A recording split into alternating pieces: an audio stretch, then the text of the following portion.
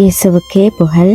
இயேசுவில் பிரியமானவர்களே, இன்று நம் ஆண்டவர் திருப்பாடல் 18 அதிகாரம் 35 வசனத்தினூடாக இவ்வாறு நம்மோடு பேசுகின்றார். ஆண்டவரை பாதுகாக்கும் உம் கேடயத்தை நீர் எனக்கு வழங்கினீர். உமது வழக்கரத்தால் என்னை தாங்கிக் கொண்டீர். உமது துணையால் என்னை பெருமைப்படுத்தினீர். ஒவ்வொரு விடியலும் ஆண்டவர் நமக்கு அளிக்கும் புதிய கிருபையின் அடையாளம். நாங்கள் உறங்கிக் கொண்டிருந்த நேரத்திலும் அவர் நம்மை காத்தார். இன்று நாம் கண் விழித்திருப்பதே அவரது அன்பின் சாட்சி. இந்த வசனத்துல தாவீது தன் வாழ்க்கையின் வெற்றியை பற்றி பெருமை பேசவில்லை. மாறாக, நான் நின்று நிற்பதற்கு காரணம் என் வலிமை அல்ல, ஆண்டவரின் தயவுதான் என்று வாயார அறிக்கையிடுகிறார். இதுவே நம்முடைய வாழ்க்கையின் சாட்சியாகவும் இருக்க வேண்டும். வாழ்க்கையில் சில நேரங்களில் நாங்கள் சோர்ந்து போகிறோம், மனம் உடைந்து போகிறோம். இனி என்னால் முடியாது என்று எண்ணும் தருணங்களும் வருகின்றது.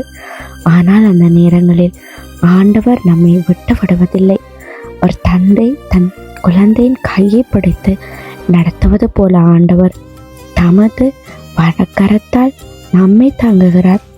நாம் அவரை பிடித்திருக்கிறோம் என்பதை காட்டிலும் அவர் நம்மை பிடித்திருக்கிறார் என்பதே நமக்கான மிகப்பெரிய நம்பிக்கை. அது மட்டுமல்ல, உமது தயவு என்னை உயர்த்தியது என்று தாவீது கூறுகிறார். மனுஷர்கள் நம்மை மறந்தாலும் குறைத்து மதித்தாலும் ஆண்டவருடைய கிருபை நம்மை உயர்த்தும். அவர் உயர்த்தும் போது எந்த மனிதனாலும் அதை தடுக்க முடியாது. அதனால நம்முடைய நம்பிக்கையை சூழ்நிலைகளின் மீது அல்ல, ஆண்டவருடைய மாறாத தயவின் மீது முழு நம்பிக்கை வைப்போம். இந்த புதிய நாளில் நாங்கள் ஒரு தீர்மானம் எடுப்போம். ஆண்டவரே, இன்று என்னை உமது சமாதானத்தின் கருவியாக பயன்படுத்தும். என் வார்த்தைகள் மற்றவர்களுக்கு ஆறுதலாகவும் என் செயல்கள் உமக்கு மகிமையாகவும் இருக்கட்டும். நான் செல்லும் எல்லா இடங்களிலும் உமது அன்பு என்னின் மூலம் வெளிப்படட்டும். என்று நாங்கள் உருக்கமாக ஆண்டவர் முன்னிலையில் ஒரு தீர்மானத்தை எடுப்போம். இன்றைக்கு உங்களுக்காக ஆண்டவர் ஏற்கனவே முன்பாக சென்று கொண்டிருக்கிறார். அவர் உங்களை காப்பார், தாங்குவார், சரியான நேரத்தில் உயர்த்துவார். அதனால பயப்படாமல் நம்பிக்கையோடும் நன்றியோடும் இந்த நாளை தொடங்குங்க.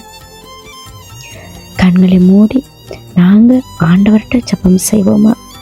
அன்பின் தாப்பனே, இந்த புதிய நாளை ஒவ்வொருவருக்கும் இனிதாக அமைத்து தந்ததற்காக உமக்கு நன்றியப்பா. உமது ரட்சிப்பின் கேடியத்தால் ஒவ்வொருவரையும் காத்தருள்ந்த கிருபைக்காக உங்களுக்கு நன்றியப்பா. நாங்கள் பலவீனப்படுகிற நேரங்களில் உமது வழக்கரத்தால் ஒவ்வொருவரையும் தாங்குகிறீர். நம்முடைய வாழ்க்கை முழுவதும் உமது கிருபையும் தயவும் ஒவ்வொருவரையும் வழிநடத்தட்டும் என்று நாங்கள் நினைப்பதிலும் பேசுவதிலும் செய்கிறதிலும் உமது மகிமை உண்டாகும்படி ஒவ்வொருவரையும் நடத்தும். ஆமேன்.